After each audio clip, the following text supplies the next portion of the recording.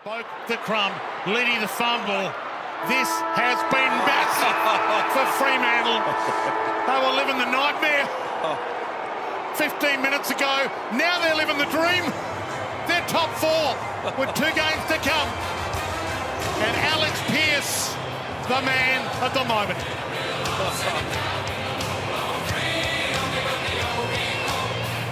What a win.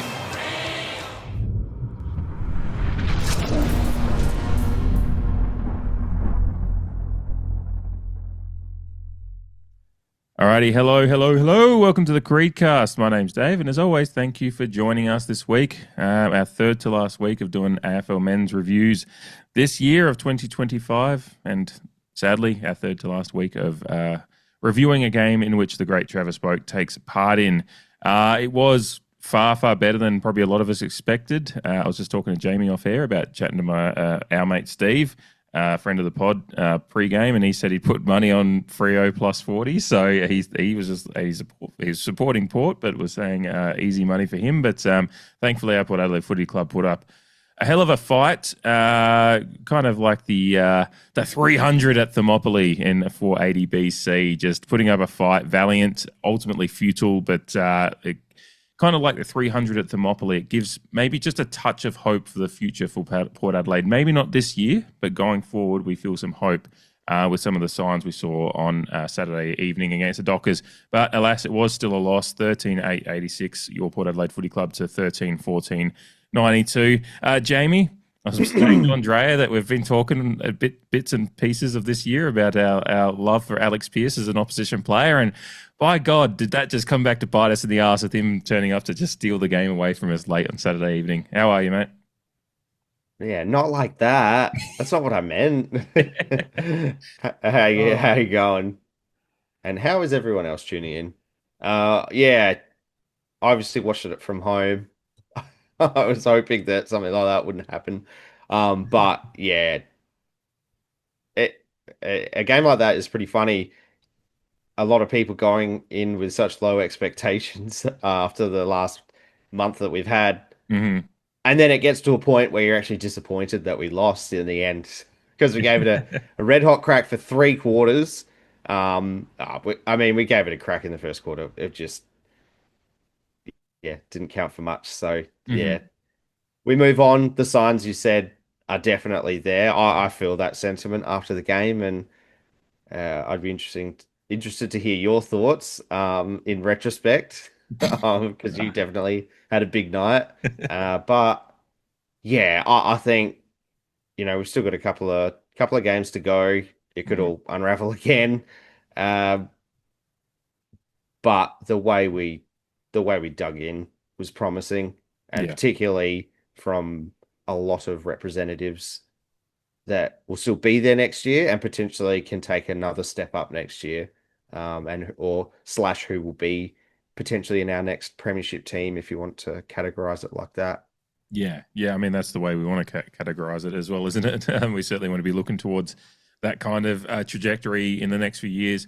The interesting thing about even mentioning the first quarter is, I was, as I said to you, I was there on the night, but I wasn't there. I overindulged throughout the night. I'm celebrating being on a little bit of break with my lovely wife, which was starting on Saturday night. So it was just, got after the beers, and drink responsibly, everybody, but I didn't on Saturday night, and I had to watch the replay to get the full kind of view of the game inside me. And at the game, like the first quarter, you get to the end of the first quarter, and I just remember thinking, oh, fuck, we're down by 4 goals. Like, we're shit again. But then as I watched the replay, I was actually, the first quarter, we had a lot of the ball and had some territory. We just kind of, a few goals over the back, and then they got their little runs on. But the first quarter wasn't as bad on reflection as it felt going into the quarter time break, down by 4 goals. And maybe the signs were there that we could.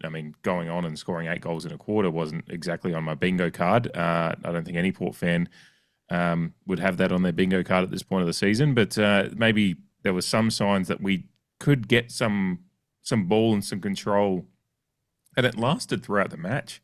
To be honest, even that last quarter that Freo do come back in, we actually have more possession of the ball in the last quarter and certainly in the last 10 minutes of the match, according to the AFL stats.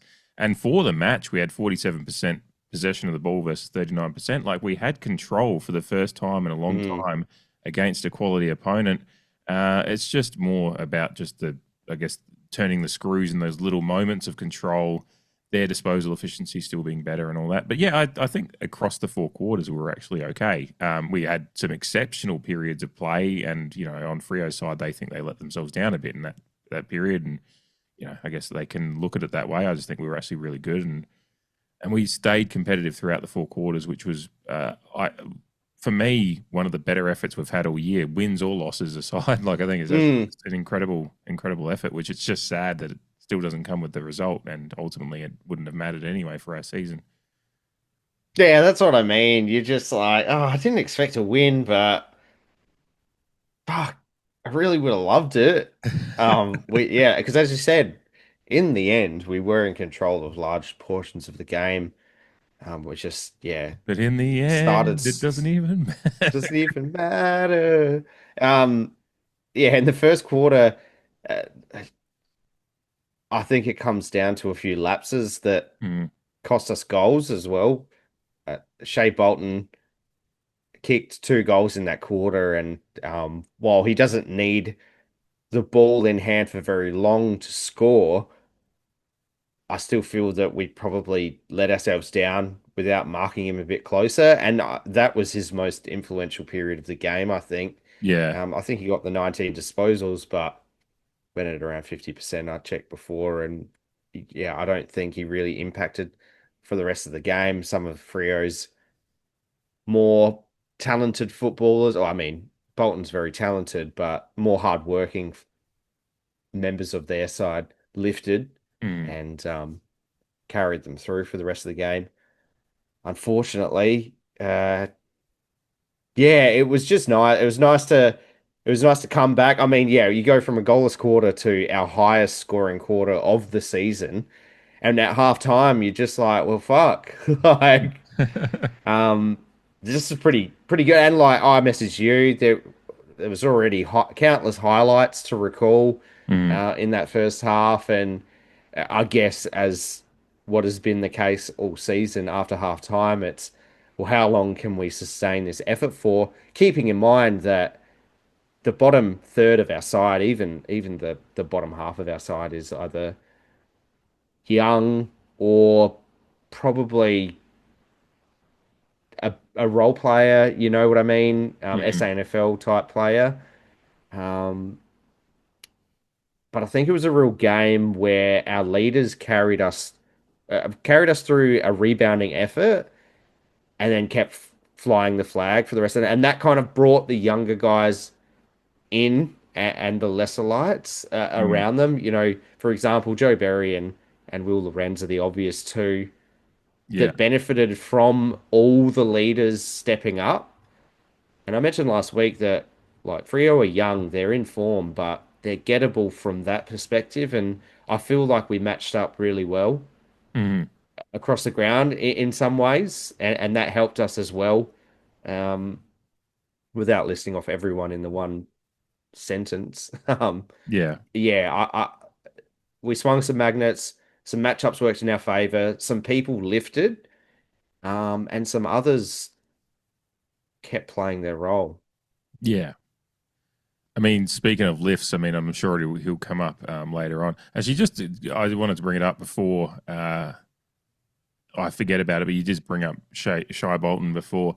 My second note in my rewatch last night from the first quarter was, like, you've got to go with Bolton at stoppage, and it was sin for one of Bolton's goals in that first quarter, just to highlight your point about just not giving him any more help. But it was like a forward 50 stoppage, 25 metres out from goal, and the ball comes to ground, and Bolton's just got a clear run around the back of the stoppage to gather the ball, and Sin just hasn't gone with him, and he's got, like, all the space in the world. And it's like, if anywhere on the ground, you should be more accountable for a Shea Bolton kind of player, and particularly one not just like him, but him.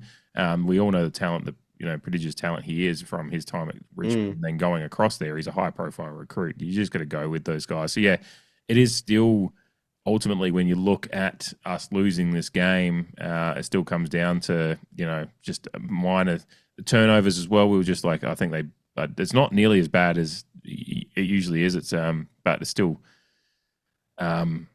plus 14 at turnover, and plus 8, whereas we were plus 8 at stoppage. So we were more clinical from stoppage. They had more scoring shots from stoppage, but we were just more clinical. We were 8-2-50 from stoppage to their 6-6-42. They were 7-8-50 from turnover, and we were 5-6-36. So kind of like that minor. It's the minorest of margins in the game. This is not like we're looking at the Geelong and Crows game where it's like it's a plus 60 margin in turnover. Like, thankfully, it's not that. We were but it's amazing how much more. Sorry to cut in. It's amazing how much more control you have of a game, and how much better you look when you're not handing the ball back to the opposition. Yeah. Particularly in critical positions on the ground. We won the turnover battle in this game, by the way. That's what I mean. Yeah, you touched on it briefly. You mentioned it, and we've been lamenting for the majority of the season just the huge discrepancy in that number, and how crucial those mistakes have been, and how much they've affected us throughout games this season. So, yeah, you keep it in your hands. And I mean, we kicked it more than them. So we're kicking it with efficiency. It's relieving pressure. We're retaining the ball. We lifted. They maybe, you mentioned they're not happy with their second quarter, but we put the foot down, and we just showed what we're capable of. And again, in the aftermath of it all, as Port supporters, were all disappointed that we couldn't get the win. But at the end of the day, wins, apart from culture, maintaining a winning culture, in the context of the season, they don't really mean much anyway. So to have signs for us to go forward with confidence, or some more hope than other particular portions of the season, I think is good. Win or loss out of this, it's the signs within a game, and it's the players that we forecast forward to what they could be, and how we might look with them all another preseason under their belt, effectively. Yeah. It is one of those games that before we get to maybe a few of those individuals and some watches and spotlights, but your point that you're starting to get to is that, like, kind of forecasting those green shoots we see for some of those guys, and then obviously the veterans as well, and some of the growth they can have, and we'll talk about it. I just wanted to, you did mention just the kind of the style, and one of the stats I saw at the end of the replay, they're just rolling, Fox Footy was rolling through a few, and they just show a few stats that I don't get immediately from from where I pull stats from, but the pressure factor for the game, we're at 188 for the game versus Freo's 166. So it's one of those ones that shows that we can go with a good team at a reasonable pressure factor and win that kind of battle. And we tackled more, despite this. This is what's really great about this game to look at it from a statistical standpoint as well, is like a lot of the stats are very even. Like, there's no massive disposal discrepancy like we've seen with our team, unfortunately, over the last few weeks. So then you can dive into those stats a little bit more. Like when you look at disposals being very close and there being a turnover margin, you go, okay, well, that's good because both teams had the ball a reasonably similar amount of time. So a turnover margin of only 5-5, like in our favour, like minus Freo had 5 more turnovers, but they averaged 3 less for the year. So we've actually extrapolated that as at an 8 point gap there. And then, with the disposals being pretty similar. And then, with tackles, marks, I think it's really impressive to see us play a more controlled style with the marking of the ball as well. I thought it was just like the marks, plus 31 on the day for marks when there's only a 5 point gap between the teams on the season. Again, marks inside 50, pretty similar, or exactly the same, actually, 11. Yeah. So that's probably where we kind of, like, I think it's just like some of those defensive lapses and those ones over the back. That's where we found a way to bridge that gap a little bit. It ultimately wasn't enough to win the game, but we found a way and a style that worked in a game against, I think Freo is one of the hottest teams in the comp at the moment. Like, I think won fucking 8 of their last 9 of last time, whatever they've done. I don't think you're far off Yeah. on that mark. Yeah. And what I was getting to as I was scrolling down and kept on getting distracted by different stats because I love actually having an even game for once to look at. But we had 56 tackles to their 39, and I bring that back to and the reason I wanted to mention the disposal similarity in the teams only being 7 or 8 disposals between them.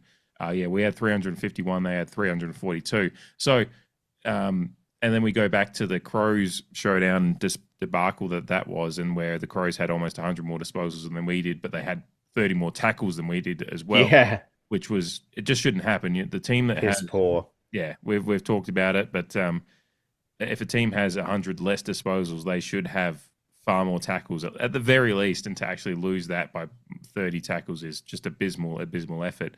So for this game, for us to actually have a couple, a few more disposals, but then also win the tackle, I think that just shows there's been at least some effort put into trying to rectify this, even though it's 4-0 for this team this year. There's nothing they're going to achieve out of this year beyond development for the years going forward, and I guess for me, that's a nice thing to see out of this game as we start looking towards 2026. Is that some of these stats and some of the game things that we were trying and doing in the game, showed us a picture to a team that it does have.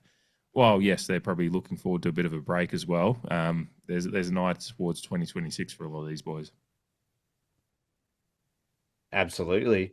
And another subplot to the season is whether it be Ken on his way out or Josh Carr's willingness to swing some magnets around. And obviously, Lockie Jones fell out of the game with illness or prior to the game.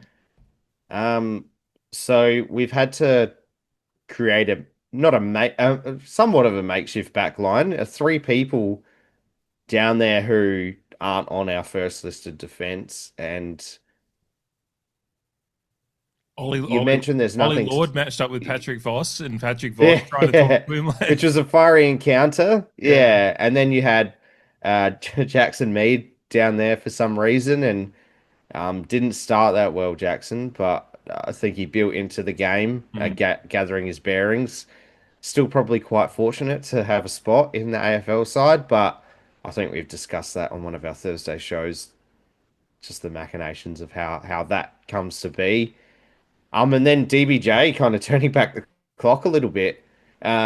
He's been swung back a few times since being becoming a forward option, but he's generally let himself down. But on this occasion, he was one of those old. He's now coming into the veteran portion of our list. Yeah, he turned it back a little bit. His positioning was good. His intercept possessions were good. Intercept marks as well. So while it would have been very nice to have Lockie Jones, but how much of that was decided pre-game, and then what other piece had to kind of move into that area with Lockie Jones going out late? Lockie Jones, I don't know what the matchups would have worked out to, but you can imagine a Lockie Jones, Patrick Voss kind of matchup, and that would have been even more fiery, I can imagine. Would have been lots of fun as well. But Ollie Lord got that, was there for a bit, and before we get into a few of the other things, just since it's on my mind now, really, really loved Travis Boak coming in to just say, give Patrick Voss a bit of what for about, Seemed like there was some backstory there further than what I could pick up on the telecast, because Voss showed a bit of bravado, but it was just interesting to see Travis Boak fly the flag and come in, and it looked like Boak was just saying, what the fuck are you doing? That guy's a forward playing as a makeshift defender. Why are you talking to him like you're getting a win? It's just it's not a classic matchup. It's not a Alex Rance on fucking whoever, a big grand final forward. Tom Hawkins. I was blanking on what kind of big matchup I could bring up, but it's Ollie in Lord. That era, Ollie Lord, he's played a handful of games. He's trying to develop as a forward. He's been swung back, and then you've got like gone straight to him after you've kicked a goal. Like, and maybe Ollie, like they've had some words, I don't know, but Patrick Voss kind of seems. Yeah, and that's what you probably wouldn't have got with Lockie Jones because he's a bit more of a subdued character, whereas Ollie Lord I was does also like to Lockie. bite back and Yeah, puff out his chest a little bit. yeah. Interesting magnet move though. Having Ollie Lord occupy a defensive post. Um, Still have concerns for his tenure at Port Adelaide. Mm. But it's an interesting proposition. I know that he, in the SANFL, over the last few years at stages, he's been swung back. And I think the sentiment by a lot of people is like, didn't expect a lot seeing him there, on Saturday night, but I think a lot of people, the sentiment is that he didn't necessarily let himself down. Um, Yeah, the 7-1 percenters, which is second for the team on the day. So Yeah, I mean, saying it out loud, it's still a bit like, is that good enough? You know, yeah, to occupy an AFL's first 23 spot? I don't know. But if being a swingman, to draw a comparison to say Rory Lobb, if that's an option moving forward, it is great. It's still great depth. mm, I don't see him in either of our first listed forward line or back line. If you want to think about it that way either. Next year, I'm obviously talking about. yeah. So it's good cover. He tried his darndest, and always flies the flag for Port Adelaide, which I obviously love about him. Mm. But just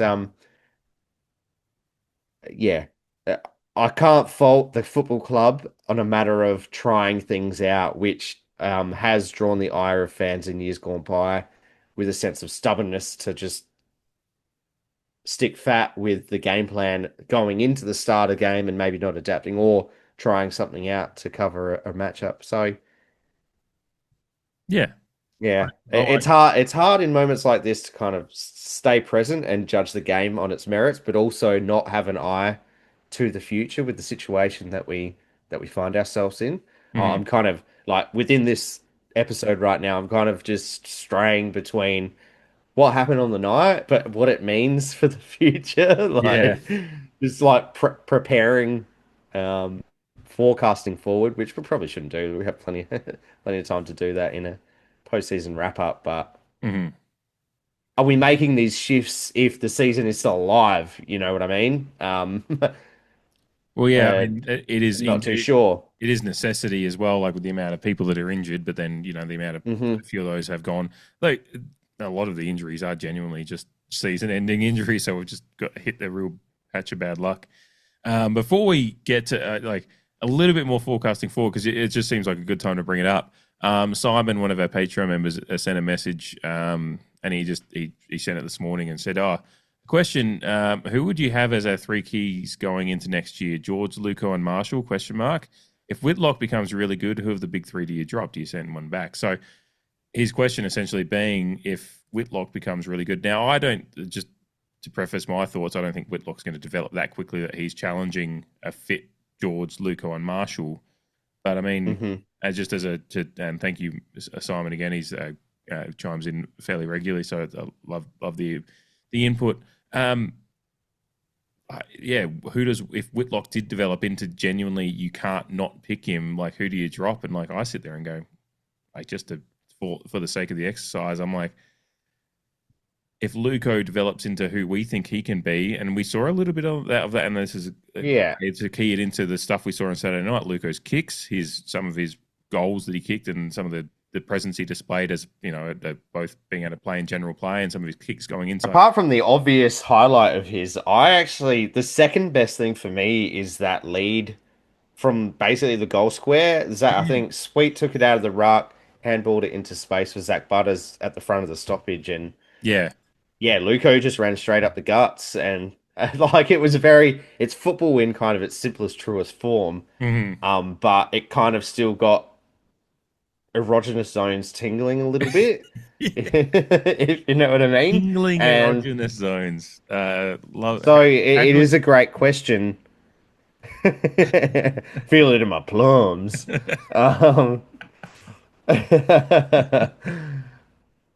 it's a great question because when you consider what's at hand, I mean, Because just by George, we sheer sit there and go, the George is undroppable. Like we're that like he's out of the question already. So then it becomes yeah, Todd Coleman Marshall. fancy Yeah, for next year, he would be lower in the odds coming into next season, based on his performance this year. yeah, And Todd Marshall hasn't had the benefit of playing any games this season. yeah. So on in that regard, even though Jack Lukosius has just had a season-ending injury with 2 weeks to go, of course, his possession is 9/10 of the law still. So you're probably going Todd Yeah. Marshall, but I am that keen to see Todd Marshall plus 10 kilograms on the field. Mhm. Like, I hope it's not a slow turns like a boat type situation. I don't actually think it would be because Todd's actually always been very good below his knees. Mhm. I'm fascinated by it. So I can't really answer the question. It would Yeah. obviously come down to if Jack Whitlock improved at a rate of knots over one more preseason, it would just simply come down to form. Yeah. It would. Like if he's bashing the door down at SANFL level, hypothetically, and like I echo your thoughts, I don't expect him to improve that rapidly. Mhm. But hypothetically, if it does, if he's bashing the door down at SANFL level, it would quite simply be it would be a week to week decision at selection committee, like out of the I'd be a forwards, like yeah. who's like who's in the power rankings, like who's topping the power rankings, and then over like the a continual 4 week period or something like I also well on top of that though, as an extension of that, he could also challenge for a ruck position if he's improved at that trajectory, um, in this example, he could also challenge for a ruck spot. That could Um, be where he so finds it his could value. be sweet. It could be Vicentini who's getting dropped, not just the forwards. But the question is, out of the forwards, assuming that he plays as a forward. So That would be at the this other stage, I interesting would say thing. Todd Marshall Yeah. because That will he yeah. who knows? I mean, that's the interesting aspect of what happens next year if the league does indeed go to the five, like ditching the sub rule and going to the five on the bench. That we some parts of us are expecting at this point. The way we read the tea leaves of AFL news, yeah, like if you're not going, I mean, we think we might just go Vicentini and Sweet, but then maybe if Whitlock does improve at a rate of knots and he becomes, a viable fourth, like second ruck, tall option, swingman kind of thing, then it's like, yeah, then that might be. But yeah, I generally echo my sentiments that I started with. That I just don't think Whitlock is going to develop that quickly, and that's nothing against him. Like, and fuck if he does, great. Like, what's funny about that is it just leaves Ollie Lord completely in the wind as well. Like, and that's what That's what I they're in mean. such Yeah, a that's weird what I was getting. position. Yeah, You yeah. know? We've been talking about that. Yeah, for a few weeks now. It just does really leave Ollie Lord in the wilderness. Mm. And yeah, he's being shifted around, and yeah, It's such a but weird. we love him. Yeah, So we want to yeah, seed. Ah, can we do five forward tools in the forward line? Kane Corns would have a connection. Um, yeah. yeah, but back to the game at hand. I mean, I like I like to like Luco had very good disposal efficiency on the night. Came up the ground a little bit, a few score involvements. Like, just I liked a lot of what he provided on the night. Like outside of his goals, obviously a great goal that I think might come up later on. And then just you can just see the football intelligence he has. I know there's all the knocks on him we don't need to go over them, and a lot of them are actually just brain rot stuff anyway.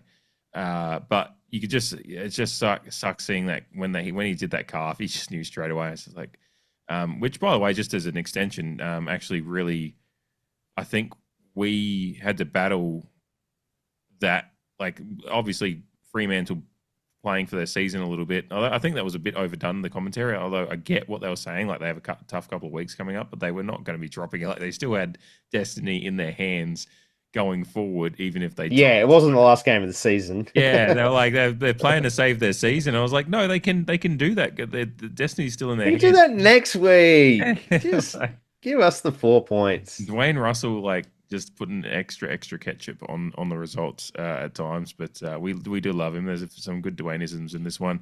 But yeah, I think the fact that we had to battle through that last quarter with Zerk Thatcher clearly hampered after rolling his ankle, I think, on Aaliyah.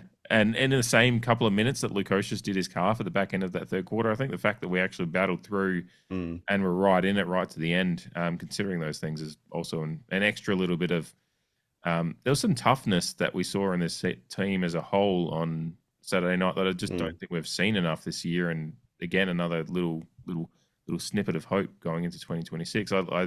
Did you see a tough edge? Like, for me, watching the replay, I was like, tough edge that I haven't seen. Well, you mentioned the pressure. You mentioned the pressure ratings and the tackling numbers. Like, that says it all. And I guess for the average football fan, no matter where your team is on the ladder, you just like bring effort. Effort is free. Yeah. You know, it doesn't matter who's getting picked. Like, you can put pressure on, and obviously younger bodies do tire quicker than others. I mean, and to play devil's advocate, like Freo were months, a month or two younger than us on average on the day. And I think we did lose our defensive shape in the last quarter due to weariness. But yeah. I just still wanted to win though. I'm sorry. And speaking of structure and defense, I'm really interested in, like, just as we look at Zerk Thatcher having gone through a fair bit of time on the side now, he really hasn't bounced back from that injury that well to me. Like, he looks. Nah, he's been battling. Yeah. Commentators mentioned, I think, actually, speaking of Dwayne, I'm pretty sure it was Dwayne Russell. It might have been Derm, one of the two. Said, like, if this is what Zerk Thatcher looks like at this age, like I think they said he's moving like an old man. What's he going to look like when he's actually an old man? Yeah, a bit rough on old. I felt DZT. bad. I did feel bad thinking, but I was just like, and I loved his play last year. He's obviously been he got dealt a raw deal at the start of this year with the injury. But that's probably one of my watches just as the year's gone on, like he's come back into the side. He's been trying to recover, whether he's been recovering from an injury in the run, but when a guy comes into the side, all you're expecting them to be doing, if they're available and declared fit, is to be shaking off rust, not still battling injury. And he has still not looked quite the same as he did last year. I don't think he's ever looked like a supreme athlete, so to speak, though. Again, he's obviously an AFL defender. Like, he's going to be pretty athletic comparative to us nuffies on a podcast. Speaking about myself, I won't put any of that on you, but yep, swiping Dorito crumbs off of our bellies. yeah. Fucking, was it the South Park, like, computer guy, or like just yeah. Geez, they're doing some good gear at the moment. But yeah, probably one of my biggest watches at the moment going into next year is just I'm not exactly sure where Zerk Thatcher's at, particularly if we if Cal Wilkie's on the table. Yeah, we'll just take half of St Kilda's team apparently, and I would happily do it if they somehow that can happen. Yeah, it's an interesting dynamic when you compare that to his defensive partner in Aaliyah, who we know is kind of on one leg, and put together a performance that got him the perfect 10 coaches' votes. Like, there's two players that are battling different injuries, and whether they're different, but Aaliyah is already starting at a handicap ahead as far as his talent, I guess, and he's become an All-Australian. But it's just I have questions about, like, I guess to boil it down to a thesis, I'm going into next year thinking, going into this year, I thought Zerk Thatcher was the second in command to Aaliyah. Going into next year, I'm going it's Aaliyah, and then it's Asava, and then Zerk Thatcher's third. That's where I'm at, looking at our prospects going forward. Yeah, I don't disagree with that. BZT will just have to have another good preseason like he apparently did over summer leading into this year. The injury has just absolutely set him back in all regards, and sometimes looks like he's running on the spot a little bit, but that's where, like you said, he's never looked like a premium athlete, but it's his defensive IQ that holds him in good stead, a bit similarly to how Trent McKenzie held up for so long in our back line. It wasn't necessarily because he's just star quality, blue chip talent in the AFL. It was his footy smarts that allowed him to make good position and good decisions in a defensive frame of mind. So it's a decent watch because they're not afraid to use Lachie Jones as a tool option to tackle a tool. And like you said, with the Sava, cruel to not have the benefit to finish this year or even the last third of the year after probably a career best 4 to 6 weeks. Yeah. But even with that in mind, even with the benefit of Asava not being there, we now sit here and still view Asava as having the better season, although they'll probably end up with a similar amount of games each. Yeah. For the year. But I guess it'll be an interesting exercise to go back and look at their comparative outputs per game, like, per game averages on intercepts, marks, different. It's hard to compare, but we're obviously talking about Asava in form. Yeah. And Asava in form, the way I see it, is he's strong and he's athletic. To categorize a couple of attributes, to throw a couple of attributes out there.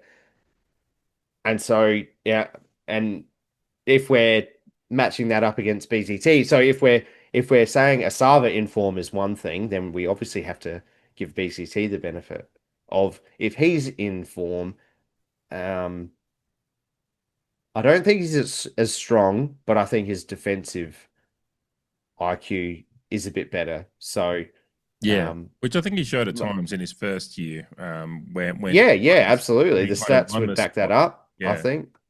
I think that's probably where it is for me now. It's just like we're looking at them now, and BZT's come back from injury and just hasn't found that form yet. And you'd hope he would have. Yeah. I would have hoped. I've tried to give him the benefit of the doubt, and I'm still am to a certain extent because the team is kind of just. And they've also, again, to a point that we brought up last week, like this week, thankfully, was a lot better. But, across those 3 weeks of heavy losses, it was, the Hawthorn game not being a heavy loss, but it was reasonable in the end. They gave up 300, not 300, I think 199 inside 50s in 3 weeks. So they were under a lot of pressure. So kind of like there is that a caveat to give there. Another one that I'm interested in your thoughts, Josh Sin, who I have a lot of raps on, but still I brought it up before, still just needs to put it all together. I can see the pieces of his. I'd agree with that. I understand some of the criticisms that are coming his way. Just sometimes his positioning. I think he leaves himself a step behind sometimes just because he hasn't read the play quite well enough at times, and then that kind of makes him look like he's having to put and then he'll put in an effort that sometimes almost wins him the ball, but like he's a step behind the play. I think this has been a big year in his development, that he's actually getting through the year without too many injury problems, which is a big thing. Absolutely. He's getting a year under the belt. He needs a big preseason going into next year, but I think Josh, he's another one that they seem to be trying to develop into a guy that, while he's not going to be taking one of the main, big forwards, he's going to be almost a key position defender in the medium-sized, with his athletic ability. He's got a bit of range to him as far as his size and height and everything. And then his rebound ability. He's got a lot of. He kind of, to take a baseball parlance, he looks like the kind of 5-tool player that you technically, but then he's just having a few developmental issues along the way and injury issues and whatnot. For the Moneyball fans. Hopefully won't end up a Billy Bean, but Josh Sin's got a lot of attributes that make him look like the perfect footballer. It's just getting it all together. And I think this year's been an up and down year for him. A few moments in that game were a bit down, but yeah, I'm still excited for his future. I'm just, this year's been an interesting one for Josh Sin, but I'm also glad that he's getting a fair few games under his belt this year for the first time in his career, I think it seems like. Yeah, yeah, it's. I agree with basically the first thing you said. He hasn't put it all together, but what he has put together is a consistent look at playing AFL football. Mhm. Uh, while he hasn't played every game this season, I think he's only missed 2 or 3 games this year. One through concussion, definitely, and then one with that hip corky. Yeah. Um, so yeah, I guess you're forced to take the good with the bad. You acknowledge that, yeah, he does look like a defensive liability at times, and in the modern age, small forwards are you need someone who can clamp down on a small forward because forward lines with an even spread are very hard to stop, Mhm. particularly in finals where small forwards tend to have more of a say, and therefore you need small defenders who can shut someone down. And I think he has shown at stages this year that he is capable of putting the clamps on a small forward, but then his immaturity at the level in other at other stages of the season have shown that he's still not quite there yet from a honest defensive footballer. It's a consistency thing. Like you've got to understand that your responsibilities don't stop at certain points. Like again, to bring it back to this game, obviously, Yeah, it's from go to woe. it's that Shea Bolton. Like as soon as it might feel a little bit like criticizing a goalkeeper that gets 19 stops but lets one through at the end. Like unfortunately, that's your job is a stopper, and if like Bolton gets off the chain at a stoppage very very easily and kicks one through, then and you're the his opponent, and you're 3 steps behind him because he just let him go and didn't really account for him, didn't recognize the play as quickly as Bolton did, and it's just like that's the kind of stuff. But the good thing about that is when I look at that piece of play, I'm like that's something that can be developed. That's something that can be taught. Is that reading the play? I mean, yeah, some of it comes to the application from play to play to play to play comes from a mental accountability that only the player has. But as far as actually just showing them the vision, then they've got to take it. Like that stuff can be changed and adjusted and stuff like that. And that's what. So a lot of the things, I think that's what I like about this game is there was a lot of stuff that we saw. Again, it was frustrating. We lost. It sucks, but I look at those little moments, and yeah, while I say Zerk Thatcher's a bit of a watch for me, Josh Sin, well, he's a spot probably had him as a spotlight in my mind a lot this year as well.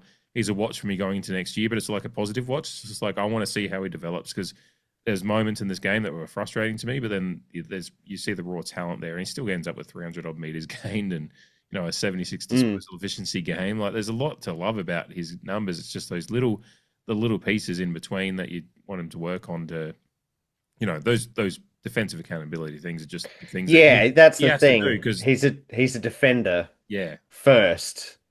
So that's where his biggest room for improvement is, I think. Mm-hmm. I think it's just about learning how to stay switched on for as long as possible Mm-hmm. throughout games, because I think that's what it comes down to. Just some lapses in concentration sometimes. Yeah. But having a full year will do him a world of good in regards to confidence in his body. And look, nothing is guaranteed. An injury could be around the corner again for anyone. But another good preseason, another good crack at it, particularly the start of next year. And that's when we really want to see him take those steps up from a defensive point of view. Mm-hmm. Yeah. There's a few players that I'm kind of like skirting around because I know we'll get to them in the votes. I mean, don't want to tease to your votes, but a couple that I wanted to mention in particular in this game, and I think you've kind of touched on it already, just some of the young guys.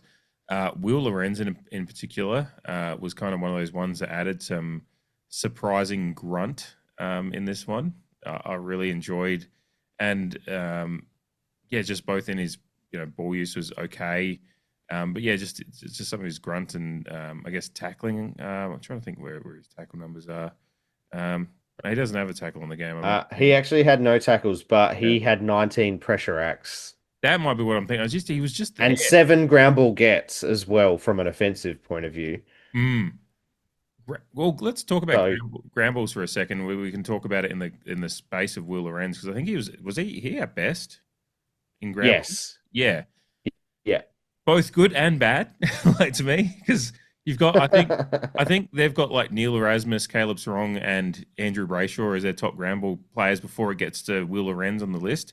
So they've got Yeah. some of their prime movers, and that's again we've talked about this year a lot. And ground balls is probably one of the areas we do get handily beaten. I think it's 93. I'm just looking 93 to 73.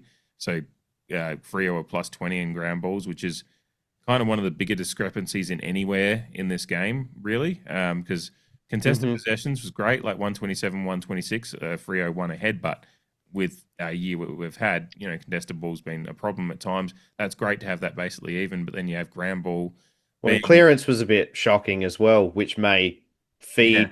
ground balls may feed into that as well Mhm. around stoppage.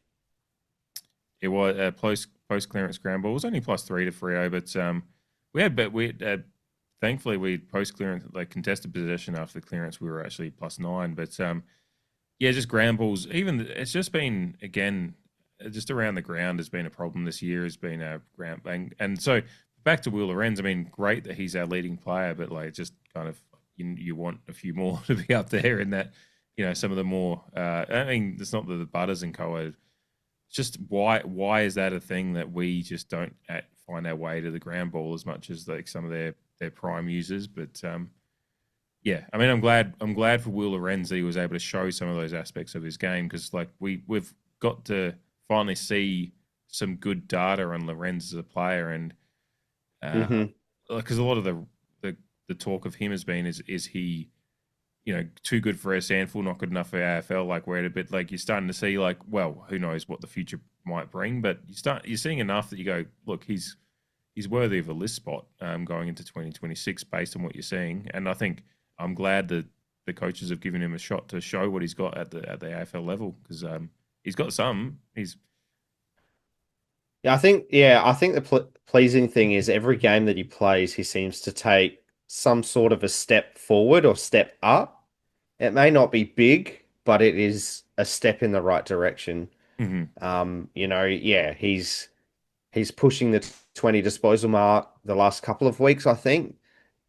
His disposal efficiency is generally pretty good. It was 60% on this occasion, but still had the meters gain, had a few marks. He's had a few shots on goal over the last, month or so that he's been in the side. So he's clearly working hard both ways, and I think he's predominantly on the wing, so that's obviously mhm, the role to work hard up and down the ground and support. But I think on top of supporting, he's actually having some sort of an impact by getting his hands on the football as well as supporting teammates in transition. So I'm very impressed because with the limited amount that we'd seen from him, it did seem a little bit for most of this year that he was at a good SANFL level, which he drastically improved in its own right, his SANFL form. mhm, Um, but still unsure with a guy under 10 games, still unsure if he's at AFL level yet. And I guess the last 2 weeks in particular are hammering in Geelong and then an honourable loss against Fremantle. He's definitely made himself known. And you mentioned the kind of tough stuff. The semi-final against Hawthorn last year, he was the sub. So he didn't get a lot of game time. But I remember when he came on, um, he wasn't afraid to get on the ground and get a bit dirty, which it was just a footnote of a much more satisfying night at the football, of course. And it wasn't really a memory, if I guess, that I really carried with me. But now that you say that, there have been glimpses along the way, mhm. but he's been predominantly limited in his minutes available to impact a contest, and he's had now a good handful of full games, which has allowed him to flourish. A great sign going forward because our depth is obviously in question, and seeing him take those steps forward is very promising. Yeah, when you consider like he had 9 contested possessions, which is tied for second with 3 other players, and those other ones being Zach Butters and Alir Alir. Ollie Wines was leading us with contested ball on the night, so pretty good peers Shock. in the yeah, right. But what's interesting when you look at the time, you were talking about time and ground, but for him, he had 75% time and ground. When you look at the compatriots, apart Ollie Wines only had 69%, but Ollie Wines can make pretty good deals with his time on ground. But the rest of the players around him, like Aaliyah was on the ground 100% of the time, obviously. Yeah, Farrell, Boak, Butters were all over 80%. And below him in the disposal numbers, Darcy Byrne-Jones 83, Rosie 80%, Willem Drew 85%, Manny Liddy 89, Jackson Mead 87, and then you start getting down to some similar numbers in those kind of players that might have been around where Will Lorenz was on the field. So to your point, like he's making a lot out of his time in the side, 20 disposals and 9 contested possessions, and the pressure acts and the ground balls. Speak to kind of your point that he's not afraid to get a little dirty, like getting the ground balls and the contested ball and getting some decent disposals and some meters gained. And yeah, he was very close to having a goal on the day. It shows just a behind on his score sheet, but it was just because he undercooked the kick. That was actually a very, very good kick. Just didn't quite. Oh, that's right. Yeah. Jeez, what happened there? Yeah. Like, he must have kicked it off the shin or something, like on the joint, because he surely got it. Yeah, I think we've seen him kick further than that before, and we saw the one down in fucking Hobart that was in the yeah. No, not like Hobart, Launceston, I think it was, but wherever it was in Yes. where he put it up into the air and let the air do the work. So he's got the ability to get airtime on the ball because he let that one do it. So yeah, I think it was just he undercooked one, and maybe that's an experience thing, and so I can put it down to that. I think even Derm said I'd already fucking chalked it off because he's like, I saw it was online and thought, it's through, and then it suddenly goes to score review and it's you go. We lose by 6 points. Sliding Yes. doors moments. So Will Lorenz's fault. I take everything back. Clearly a joke. And the whole first quarter. No, it's great to see those guys coming in. Again, I think Joe Berry was very, very good as well. Like less of the ball, but channeling Robbie great. Seeing more traits of Robbie the Great. That basketball which is kind of stuff when he's bouncing it to himself. Yeah. And with For those listening, Jamie just lather me up. Kingdom for Robbie Gray bouncing the ball in a game to himself like a basketball. And that's what I mean. Yeah, just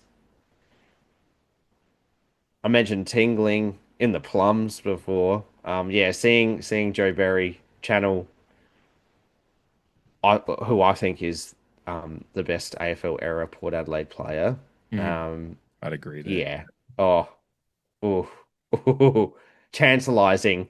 And while we lament that, as you mentioned today in a text message to me, that he's probably outside of Rising Star eligibility next year,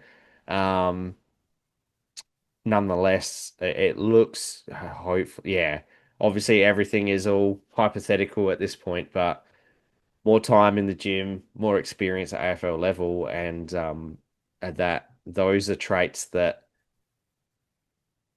the average footballer just doesn't. It's not a flash in the pan. That's innate. Some of the things, positioning, handling of the ball. That's what we grew to love with our Robbie. He'll that. I think that'll come up a little bit later as well, possibly. I guess for the rest of the side on the night, I've got credit where credit's due, which you you'll know about because I messaged you on the night. But So I won't know about because. yeah, yeah, that's a great point actually. Yeah. Oh wait, So to is it surprise for Jed? you, Is it I'm for building Jed? it up now. Is it for It Jed? is for Jed. 'Cause I Yeah. was about to go there as well. So that's great. That's just somehow our minds synced, even though I had forgotten your It's text the message Force, momentarily. Yeah, yeah. the Jedi. Yeah, Presence have not honestly, felt since. these are not the droids you're looking for. Um, yeah, you just have to pay credit where it's due. Objectively, he's played his role since coming back in the showdown. Mm. So, he kicked 2 goals in that game. He kicked 1 goal too against Geelong while having, I think, 15 plus disposals. And then he chips in with another couple of goals, pressure, tackling, which is obviously selected for. And look, 50 games, whether you think he's deserved it or not, congratulations to him because it's 50 more games at the AFL level than I have. And he clearly puts in a lot of hard work on the track, Mhm. which holds him in good stead with his teammates and coaches. Um, and we're all aware that he's probably some of his performances haven't been up to the standard. And he's what, playing for a contract at the moment, I I think. would imagine so. Yeah, I think. So, but he's played his role. Mhm. The last 3 weeks, he's done what everyone would expect, has been expecting him to do. Um, so yeah, fair fucks to him. Yeah, no, I absolutely agree. I think he was. Yeah, I think he was quite a plus point to our efforts on the night. I don't have much wrong to say about him. I mean, he's you look, the only number I look at that's a bit alarming is the disposal efficiency. But then you just like in that role that he plays, it's sometimes a little bit like it's not so much about your disposal efficiency. It's about just the effort you're putting in, and yeah, 4 tackles, a couple of goals. Yeah, I can't fault that kind of in the role that he's been tasked to play. That's Mm. yeah, yeah. You got to yeah. And he's a mid-season draftee. I think it's an incredible story that he's got to 50 games. Mm. Had some of the kind of 20 pressure acts in this game in particular as well, yeah. which again he's selected for. Four Mm, tackles, two inside 50, 2 tackles inside 50, that is. So yeah. um yeah. Who knows whether he will still be with Port Adelaide next year? I'm ambivalent either way, but at the end of the day, he has drawn the ire of a lot of people.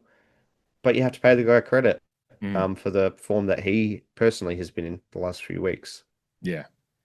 One I wanted to touch on because I think he had it like there's still like his name comes up as soon as we're playing badly, like and people just go, the reactionaries on Twitter that just want to list 6 players and say I don't want to see them on the list next year, and like Darcy Burn-Jones' name comes up, and I'm just like the roles he gets tasked with. I think you touched on it before, but he had 11 intercept possessions. Yeah. I think he had a quite a good game playing in a role that he hasn't been asked to play for a couple of years, really. And I just think there's a lot of guys sacrificing a bit in this team at the moment to try to just put a team together on the day to get us through this season. I think Darcy Burn-Jones is one of those ones that was kind of tasked with that on the day and played a fair role. It was popping up in a lot of places to take a lot of just clutch marks and get the ball moving forward again. I'm sure he'd rather be playing his forward role. That's where he's gone, and I think where he's played a lot of good football at the times this year as well. Well, the stats say that he impacts on goal, Yeah, whether it be either through his own off his own boot, sorry, or assisting another player. yeah, but I think the fact that he can go back and still play the role he did, and actually, I mean, 11 intercept possessions is pretty incredible, and we're talking about Lear with his deserved coaches' votes in the night. He had 12, so Darcy Burn-Jones is one behind him. His disposal efficiency is reasonable, and he only had the one score involvement, which is low for, but again, he was playing down back, so. That's right. Yeah, but he had the five rebound 50s, a couple of inside 50s as well. So for the role he was playing in a game that was going the way it was, I think is pretty good from Darcy. So yeah, he's kind of one of those ones I wanted to spotlight and kind of his role. And yeah, I think he's going okay this year, considering this is a team just being patched together to get through the year. I think that's what people have got to remember in what we're doing. It is being patched together. Yeah. Oh, shit, yeah. Oh, shit, yeah. One more to touch on. If you have any more you want to touch on before we get to segments or anything, but I just wanted to spotlight one more. I think another. I think it wasn't a perfect day for him. I don't think it was a battle in the ruck, but I think Jordan Sweet coming up against probably one of the more dynamic ruck duos you can come up against, and the fact how highly rated both Darcy and Jackson are for Sweet to have the decent day he did. I think the Freo won the midfield battle, but I think there was more to there. But I think Sweet had some really nice tap work, and there was a few really, really nice clearances when it worked for us, and where he was able to get it into space for Butters to burst through stoppage, or burst through the center clearance, or also in a couple of instances. I think it wasn't a perfect day for Sweet, but I think it was just another day where I looked at it and just kind of like just going, well, this season's done anyway. I look at it going into 2026. I was just like, there's another tick in the box for Sweet's experience and battle against, because Darcy and Jackson's a hell of a fucking duo to come up against, because they can rest off the back of each other going into the ruck, and they have their points of difference. Whereas Sweet took the load. Whitlock took a few, but Sweet's basically took the full load against two very, very experienced guys. The stats speak for themselves. Jordan Sweet has yet another game where he has outscored his two opponents in hitouts, 33-23 combined for Fremantle, and he outscored both of them combined for hitouts to advantage, 10-8 combined for Fremantle. So Jordan Sweet can hold his head up very high for how he has rebounded on a personal front this year. I thought he started the year very well. I mean, I think we had this discussion last week. He dipped, he suffered as a result, but he has come back with such a great attitude and such a great application to his game and how it impacts on the team around him. I don't think his game may not have been perfect, but I think it was still pretty fucking good. And just to tease forward, I would have loved to put him in the votes, but just by the sheer breadth of contributors that we had at the top end, he unfortunately fell out of my votes, but I'm glad you brought him up. Again, it is one of those games where we could kind of highlight everyone for their own little moments. I think it was almost a bit of all played well, and that's probably rose-colored glasses as well, and a bit of a biased look and kind of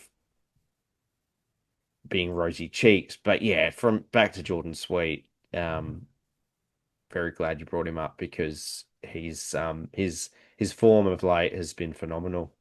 Yeah, and I think he's played some very, very good teams of late as well, and found a way to. I mean, I know we've been beaten pretty badly in a couple of games over recent times. Sweet hasn't been the fault of that, and then we get a game like this one where we get a little bit more grunt work inside and find a way to just match up with the opposition team and create some trouble for them, and lo and behold, you get some nice center clearance work, and we get some goals off the back of it, and it starts making everything look a little bit more, a little bit better. So yeah, for Sweet to have that kind of game, and as you said, the statistical comparison to their dual ruck setup, that is again something of much discussion around AFL media circles, but it has been working better for them as the year's gone on. Yeah, it's really good to see from Sweet, and I think it's locking it in more and more for me, that I'm feeling more and more comfortable again. Like middle of this year when we were suddenly dropping him, I was like, are we back to when we weren't sure who the fucking ruckman is? Yeah, but that speaks. It was an anxious time. It was, but it speaks to the player he is, the kind of mental aptitude he has towards his role, and his ability to learn from that, the fact that he's taken that on board and gone ahead, and ultimately I think he's a better player now than he was at the start of this year because of all of that. You hope to not have to do that. Like, it would be nice if he'd just been able to play out the year, but development and your football careers aren't linear. Some players like that just have to take a hit, and I feel a lot more comfortable going into next year again now with our ruck stocks the way they are, and Sweet being comfortably number one again at the moment. Vicentini's had his moments, but very, very happy with where we're at in that sense. And it's one kind of nice little thing to take out of this last month of the season. While it's the season's petered out a little bit, we kind of take out of it that Jordan Sweet, while he's fit and firing, is going to be a very, very handy, capable, and possibly game-winning. The one thing he's fucked up the last couple of weeks, goal kicking. Just I thought like he really swung one horribly on the other night that could have helped us win the game. So I could be quite facetious if I wanted to. But that's right. Yeah, I mean, we talk about control of a game. Yeah, that start of the fourth quarter. To have George and Sweet not score, we with could have their almost set taken shots. away from it. Yeah. Well, because you had what, it was a Willie's goal, and there was another goal as well, I feel, before that. What's another one? But I can't remember. And then we missed out opportunities to put it even further ahead, and then the weariness started settling, the cramp as well started to settle in. But Drew missed one that Sweet. would have been nice. Sweet needs it to be pissing down with rain. That's what gets his eye in. Yeah, what was the fucking the Derm stuff from a few weeks ago, and fucking Launceston. Raindrops, yeah, on the football. Raindrop science. Tears in the rain. Yeah, a lot of tears in the rain. It started raining at the end of the game the other night, I think, from vague memory. Oh yeah. Before we get to the segments, got to touch on the Dwayneisms. There was a few good ones in this one. None better than whole lot of Rosie at the end of the game, which was sad that didn't end up being our game-winning commentary, but very, very good all the same from Dwayne there. I'm sure you like. Oh, it checks a few boxes for me. Dwayne, Paraka, no, Dwayne from Paraka. Yeah. Connor Rosie, who I love, AC/DC reference, which I also love. So yeah, tick, tick, tick. Yeah, incredible stuff. I thought the same. And it's funny. I thought of you right away when I saw that one. A lot of Dwayne was like, Jamie's gonna love this. The other one I really liked, which was just because there's some that you hear and it's just like that's just one that he's got in the fucking memory bank. He's probably used a couple of times, like Aaliyah smiled at Eddie. From ear to ear. Yeah. Oh man, that was straight down in the notes. Yeah. But that was a great moment though.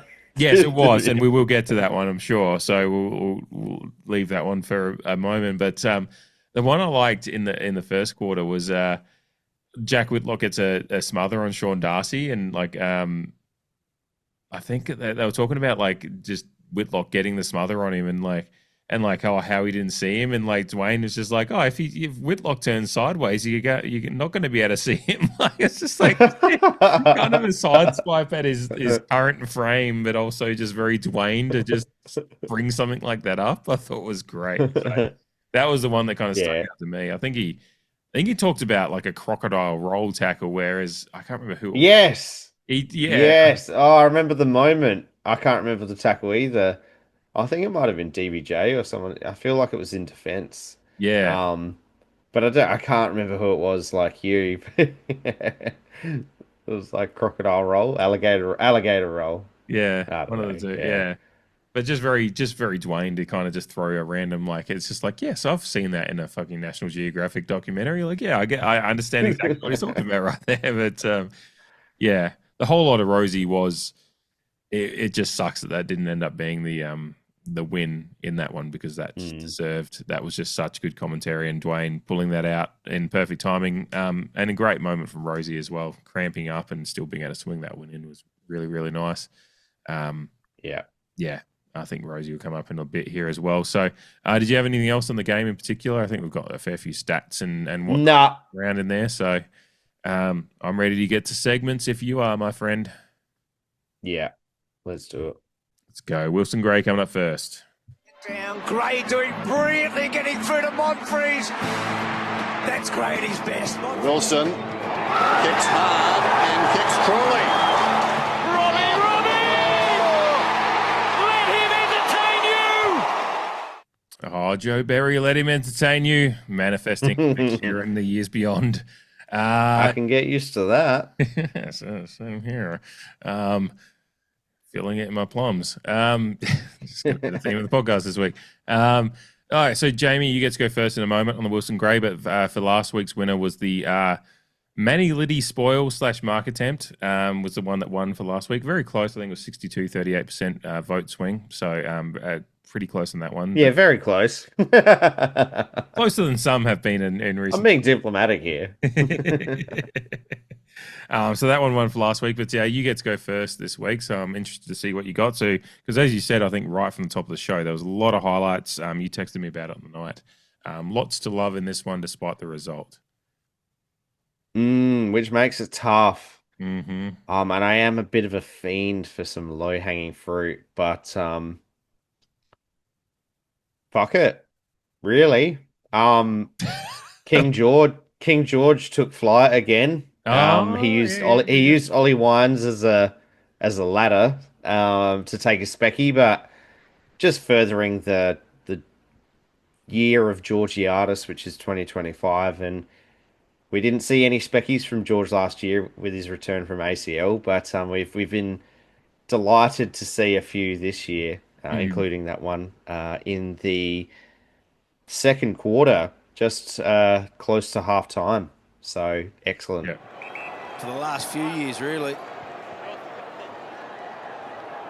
Georgiades! An all-time high. Can take a hanger. That was a cracker. Definitely a goal of the year contender. That's a mark of the year. It's a great spot up with the short pass because his key targets. Yep, no, George taking flight's always a good one. That's actually not, I didn't have that on, I completely forgot about that one in my rewatch, so I'm glad you brought that one up. So yeah, you saying low hanging fruit, but there was so many moments of kind of just the tackling pressure that we've, as we said earlier in the show, like just sorely missed. So I'm gonna, because I have one that I want to nominate, so I'm gonna go an honorable mention now, knowing what you've already nominated. I want to honorable mention Jed McEntee's tackle on Luke Jackson, where he basically almost got picked up by him. It's like, he did, yeah. He was like a baby strapped to a new parent. Just like got the what is it, ergo baby or something like that. I can't remember. You might be reacquainted soon. So yeah. Well, I'll be brushing up on all of that very soon. Yes, you will. So that was an honorable mention, but I'm going to go with Ollie Wines on, I think, Nathan O'Driscoll in like late in the fourth quarter, and it ultimately ends up in what ends up the whole lot of rosy goal. But it's Ollie Wines, and it was a weird moment.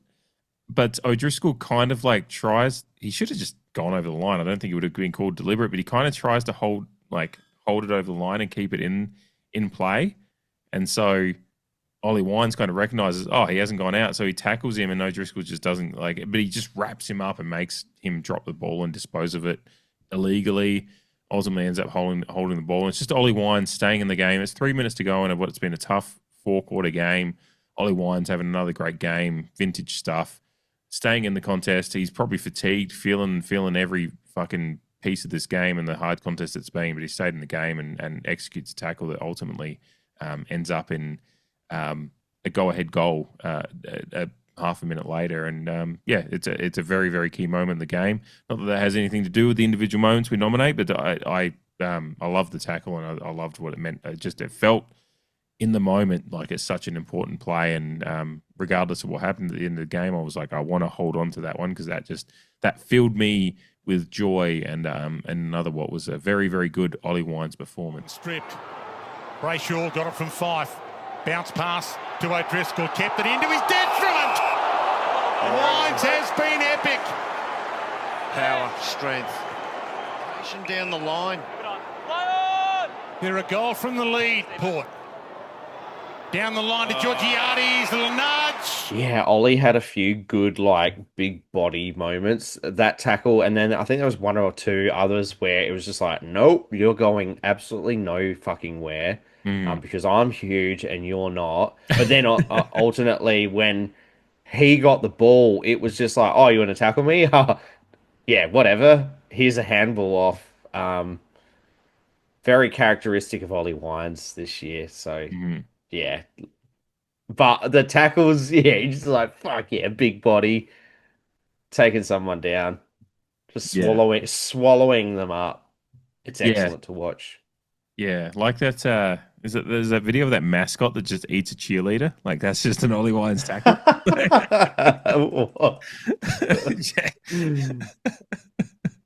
Oh no, I should. Yeah. Yeah, don't do that on camera. Actions you make. Yeah. Don't do that on camera. You're gonna get in trouble with a phallic looking microphone. right. Oh, late night with the CREEDCAST. And here we go. Strap in or strap on with goal of the week coming next in these sultry, sultry tones. Monfries has kicked a goal. Unbelievable. Haven't seen anything like that. It's gone at right angle. Flashpoint, Stevie Modloff, what a time! Oh! He is floating on air now! Oh, floating on air. I was floating on air for a few of these ones this week, and I'm still like, I hate that I have to go first this week, but I'll delay it by mentioning who won last week, which was my low-hanging fruit from last week, which was Travis Boak's goal out of a forward 50 stoppage, kind of roving off of, I think, some Geelong ruck work, actually, which some Geelong fans 12 years ago were hoping for. But yeah, Travis Boak's goal last week won goal of the week, which I hope he has another chance to win one in the next couple of weeks, but that could be the last one he wins. So glad that he got up there and with 85% of the votes. All of that is padding for me. Still making my decision. It is really, really tough going first. I guess it's a low-hanging fruit for me. I've got to go with Jack Lukosius, and So yes, I'm going to nominate Jack Lukosius's, selling some candy, really, really nice goal after some great work, just keeping the ball alive and working towards it.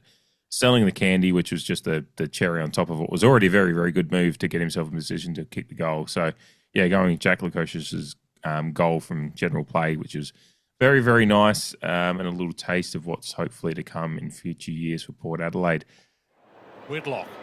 Rioli threads it through. Lukosius, Chapman, Lukosius. Little knockdown was clever. Ducks out of one. Oh, he faked him. He mesmerised them all. Jack Lukosius. Hasn't been able to have a real crack at all, which is not what you want in your first year at a new club, but he kept his feet here, which he needed to, got it through his legs. How he got through there, I don't know. Banfield missed him as well, and a smart finish. Really excited to see where you go with yours. I held off my honourable mention because I think I know where you're going to go. Well, yeah, because there will unfortunately have to be some good honourable mentions. Yeah, I'm going to go Joe Berry. That's channeling Robbie Gray, again. There we go. Yeah, the Port Socials have picked another one to call their play of the day, which was entertaining. But just watching Joe Berry kind of zigzag, bounce the ball, collect, snap, just brought back some very, very fond memories, and it was well executed from the young man. Aggressive down the middle, Port with the numbers. McEntee pops it. Crutch.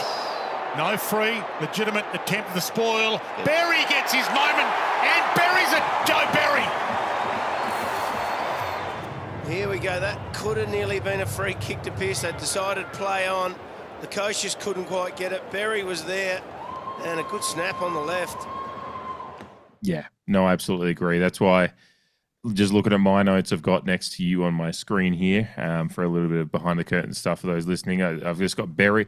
Usually I have a list of preference when I'm going into the recording, but I just had written Berry or Luko, and I was just like, I'll be able to make a decision by the time I get to it. And then, as people had just heard, I just was still struggling because the Joe Berry one is so good. And to your point, it does echo the Robbie Gray, that finesse touch, that kind of ball on a string thing that Robbie Gray had, that very, very few AFL players had.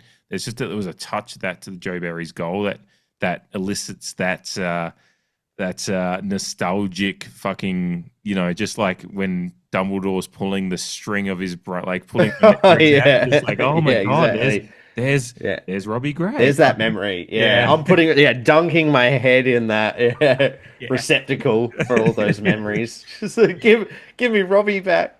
I'm letting that fucking, what is that? Whatever that thing is in Harry Potter that how holds all the memories. Aurichalcum. It has a weird name. I think it starts with an O, but I may be well off. Well, the fact that you had a couple of glasses you used of a wine. word that had come and it was is really bad, because I was about to say I need whatever that I need to be receptacle is. I need that to be holds all the memories now. in Harry Potter. That if there's one full of Robbie Gray highlights, that can just bukkake me. So that's what that's what that Joe Berry goal just elicited. That just all those highlights, all the memories of. Yeah. It's called pensive. You weren't even... Harry Potter fans are going to absolutely fucking hate this now. Yeah, I've absolutely butchered it. I've got a photo with Harry Potter, by the way. Came into work one day. I think I've showed you that. I'm going to leave that for off air. I don't know, but yeah, we all know what you're on about. Yeah, collecting memories and putting them in the pool. Yeah, of memories of Robbie. Let him entertain you. So Joe Berry has a very, very healthy pensieve full of highlights in future years. Absolutely. And that was just one of them. I'd certainly hope so. Yeah, and hopefully they're all in a Port Adelaide Guernsey. Absolutely, yes. Yeah, I hate that I have to think about that as well. But that is modern AFL. Yeah, no, I'm very, very interested to see whether that goal nomination goes, because there's two players that are new to the side this year. Haven't both in and out of the side for different reasons this year. So there's no low hanging fruit, pulling at the heartstrings stuff like Travis Boak last week or whatever. This is a very, very interesting goal of the week vote coming up this week, I reckon. So, yeah, good stuff. Let's get to the player of the year stuff. Let's do it. Now it's time for the CREEDCAST player of the year voting. Woo. You get to go first this week.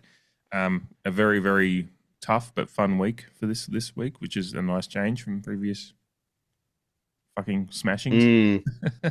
Yeah, and votes were quite tough. I think this week, like I said during tonight's recordings, we had a lot of leaders set the tone, and we had an even spread of performers, I thought. So honorable mentions are plenty. Not that I'm going to mention them yet, because you're yet to vote, as it were.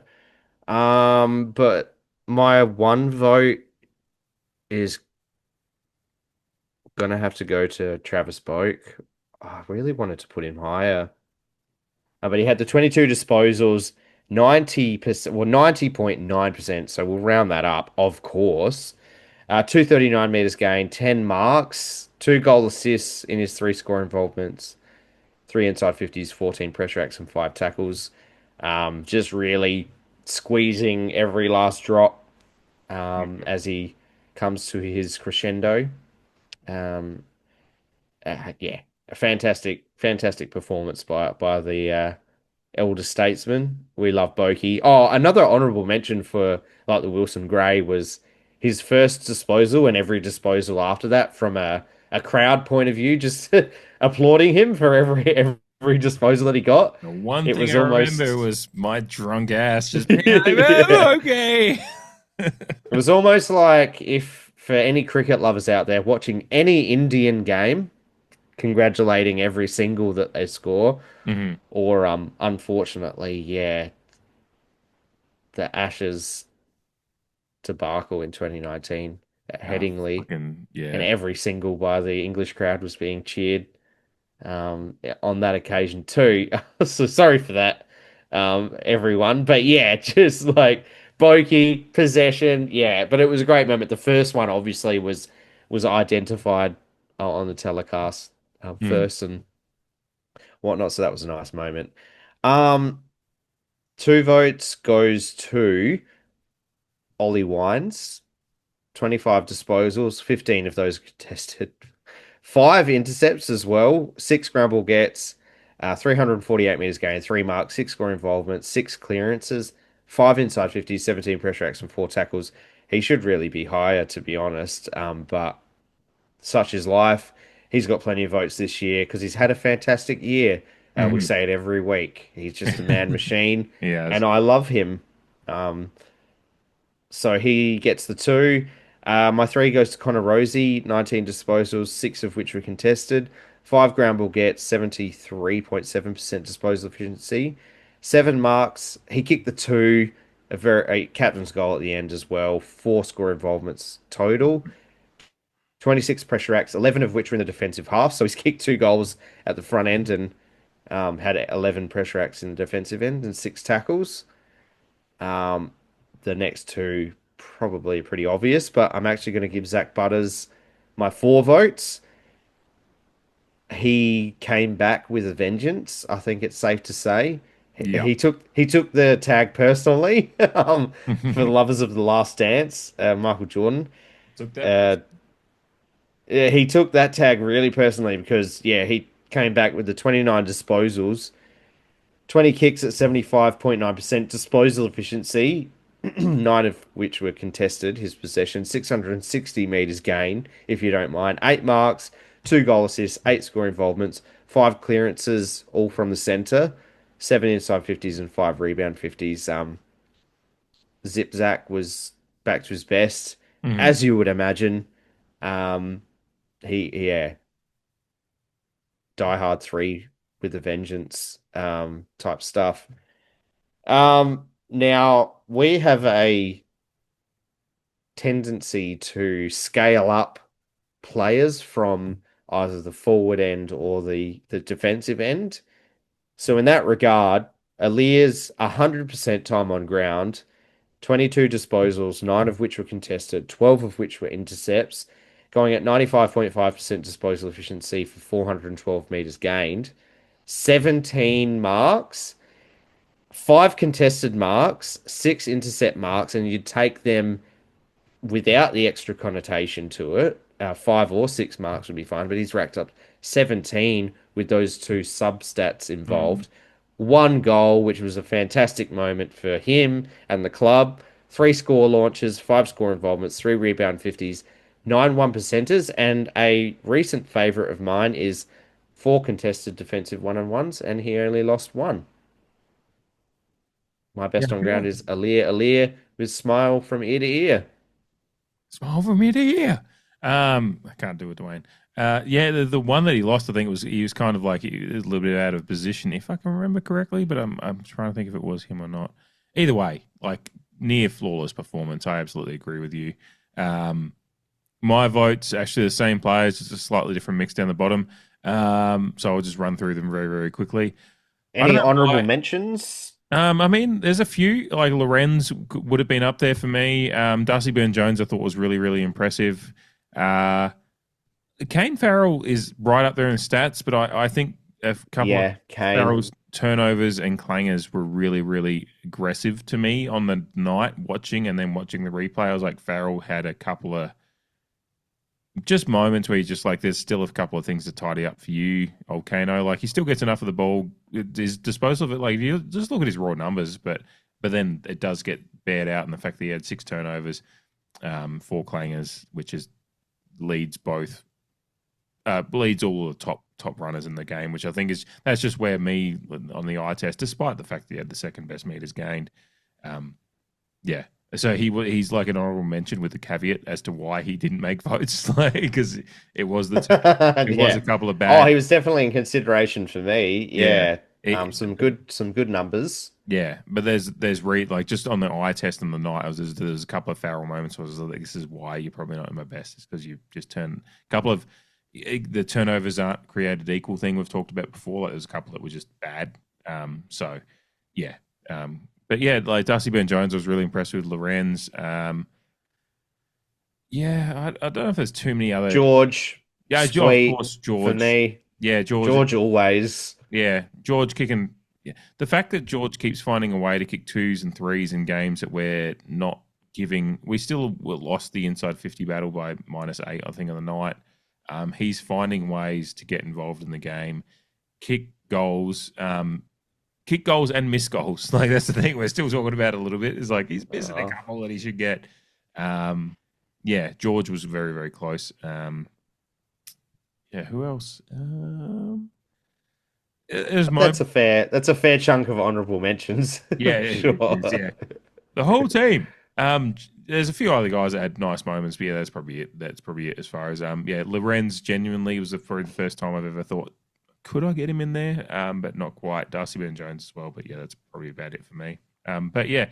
I should finish actually saying where my vote. So yeah, I had Rosie at 1. I don't know why it ended up there, but probably because I think it's basically because I think Boak was based on where he's at. Although Rosie with a broken hand is a very, very big caveat. But Boak, 2 votes. I just thought he had an incredible game. A lot of the big knock on him and players of his ilk over the last 10, 15 years has been disposal efficiency. So you rightly mentioned it was very, very good. So I'm like, I had to get him 2. Wines, I had to get him up to more than 1 because I just thought he was, again, such a barometer on the night. Yeah. And then, Butters. He's a baller.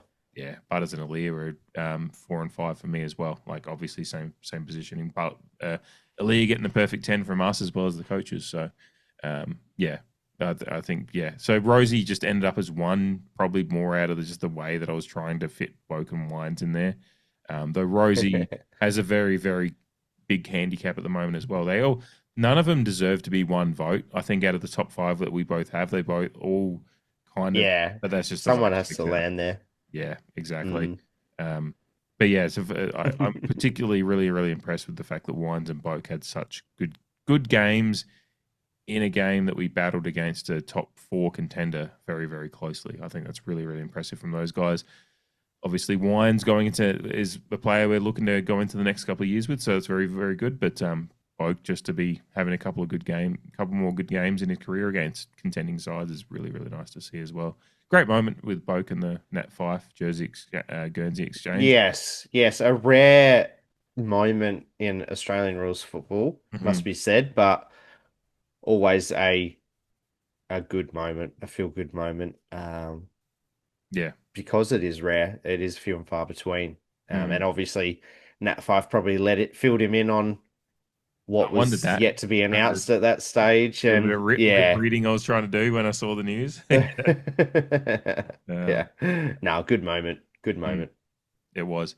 There's one more note I wanted to touch on. You watching it live on TV on the night. They flashed the Ken a few times in the box. This is just something I wanted to bring up earlier and I forgot, but I just wanted to bring it up again. His emotion both ways, I think, showed, we try to be objective on Ken, and I have plenty of criticisms about, the fact that we haven't got there and whatever. Like, there's a lot of valid criticism about the coaching at times, and this year in particular, just what the team's done and whatever. But the way he celebrated some of the goals, but then I think the one I want to bring up most to you is like when Murphy Reid kicked that one that he got out, and like they show him in the box like punching the table, and I'm just like, yeah. I was like, there was some good Ken box moments that show the full spectrum of Ken as a coach, and I think like that particular one with Murphy Reid for me was just, I was like, there's still a guy that's pretty invested considering I mean, his future prospects as far as being involved in the AFL are pretty comfortable based on media reports at the moment. But he can pick and choose a few jobs, I think. But yeah, in the moment, he's still pretty invested, and he was pretty pissed off that Murphy Reid had been able to get out the back and be able to slot that one through. And yeah, it was just there was just a lot of flashes to Ken in the box, both celebrating the Aaliyah one was great, arms out, big smile. He had a smile from ear to ear as well. But yeah, then He did, yeah. But I thought that was a great comparative piece to that, and then going to his reaction to the Murphy Reid goal against him, punching the table and looking a bit pissed off, which he doesn't need to get that objectively doesn't need to get that pissed off at this point, because it's kind of like any of us that would be finishing up a job in a few weeks would be like, fucking who cares? But he's still pretty invested because he cares and loves the group. And yeah, just a little piece I wanted to bring up. And yeah, there's still some nasty stuff online about Ken at the moment, which is just disappointing. And I wanted to bring that up as a point. Yeah, I agree with a lot of general sentiment about where we're at as a club and what we've maybe mismanaged some of those decisions over the years, but I don't like seeing it boiled down to also criticism of who they are as a person. And I think Ken's dedication to the team is pretty evident in those moments. I think it was very, very glad whoever was doing the directing on the night was giving us a few of those moments to see. Yeah, and I'm sure on the other end, someone probably hated it. What you're mentioning is of no surprise to me. He likes to win games of football, but what a lot of people haven't or don't see often is what he says behind closed door, or how he addresses players and has the ability to really put a rocket up someone, or be invested in their fortunes on game day. But so yeah, it was for people who like Ken, love Ken, ambivalent to Ken. Yeah, a bit of theatre, good and bad, like you said. And I mean that Murphy Reid goal, while it was great, yeah, it should just not have happened. The ball should have been killed over the line, which I'm sure he was lamenting in that moment. But yeah, he's a coach at the highest level in Australian rules football. And from my point of view, he wants the team to win just as much as any one of us, because he knows any one of us plebs on the sideline are hanging out for it. And moments like that in which he expressed utter disappointment, it's felt throughout the whole football club. Yeah. Yeah, so yeah, it doesn't surprise me, and it is funny to watch though. Yeah, I was very, very, very glad we got a little bit more of that, because it is, not too much longer of that we have, but yeah, and much to like many people, I'm very, very excited for the future past Ken, but yeah, I'm also appreciative of the time he's given us, even if it is like, I have my own issues with everything that's gone on over the last few years, but I won't boil that down to shitting on the man he is. So yeah. Well, and yeah, there's still a couple of games to go. Yeah, the time will come where he says his final speech, and we can talk about Ken Hinckley and the Port Adelaide era in maybe a bit more depth. Yeah. Obviously reheating stuff that we've brought up across the last 18 months. Yeah. But it'll all be retrospective at that point in time. So yeah, there'll be time to discuss. Absolutely. All right, let's finish this one off, but we'll just touch on the fact that we do have coming up this weekend. We've actually got a double header. We've got obviously our Port men play on Saturday afternoon, but our Port women play on Sunday afternoon as well. So starting off, the Port men play Saturday 12:50 p.m. local at and over in Melbourne, playing against Carlton over there. So Injury lists, I mean, just to update on our fucking diabolical list, we've had Jack Lukosius has obviously been added to the year-long injury list, which is just the next couple of weeks. So, yeah, probably expected, I think, once we saw it on the night. I think Jace Burgoyne's officially out for the season, though we were kind of expecting that as well. So, nothing more to say there. Ryan Burton's still 1 to 2 weeks, so could see him again, but I don't know if we will. I don't think we will. Yeah. He's a worry. Yes, it is. Carlton, Sam Walsh a test. Otherwise, a lot of players for them are season enders as well. They've got the likes of Charlie Curnow, Nick Newman, Adam Chera, Jack Silvani, all out for the season at the moment. So, yeah, that's kind of like similar areas for them. That's where it kind of gives me a little bit of like, who knows, like, if we bring similar effort that we saw in a game against Freo against Carlton, and there is a path to win there because they are in a similar position to us. Whether we do, I don't know, but I have a little bit more confidence maybe that we can possibly go over and maybe snag a last away win for Boak would be nice over at Marvel, which we did have a good record at for a little bit there. We're still bookies. We're, yeah, ridiculous, I reckon. The I thought it would be discrepancy. closer. Yeah. Yeah, the only obvious factor in this game is that it's being played in Melbourne, but I don't think the odds. So for those that don't know, what is it, $1.50 to about 2.62 or something like That's that? exactly what it is, what I'm looking at the moment. Yeah, and obviously in Carlton's favour, but look, if we're being objective, like I think that's obviously where the money is going, but I don't think that truly reflects how even this contest should be, considering that we beat these guys by 50 points the last time we played them, and albeit we had a stronger side on the park, but excuse me, like you mentioned, if we play similarly to how we did against Fremantle and hopefully clean up a few things, seal the deal on a couple more occasions, then yeah, we're right in this contest from my point of view. Obviously, it doesn't help. Jack Lukosius obviously had a great game before he got injured, so it's going to be disappointing not to have him. What they'll do with Ollie Lord will be interesting. You would imagine that Lachie Jones it's a 1 week illness and he'll come back in, which will free up he's not Ollie Lord he's not on the injury list at the moment, Lachie Jones. Yeah. So back in, Yeah. So our formation will be interesting, but the prime movers from that Fremantle game are all going to be present. And what was I've just got so Carlton had a good last quarter. Yeah. Against Gold Coast. It was basically 6 goals, 7 goals at 3/4 time. And they've made it look more respectable. So yeah, I think we're a great chance. It would be fantastic for us to take an away win with us as we ride out the season, because we're coming up against Gold Coast Suns the week after, which is going to be a huge challenge, albeit at home. Obviously Carlton would be thinking a similar thing. On the other, in the other direction, Port are gettable.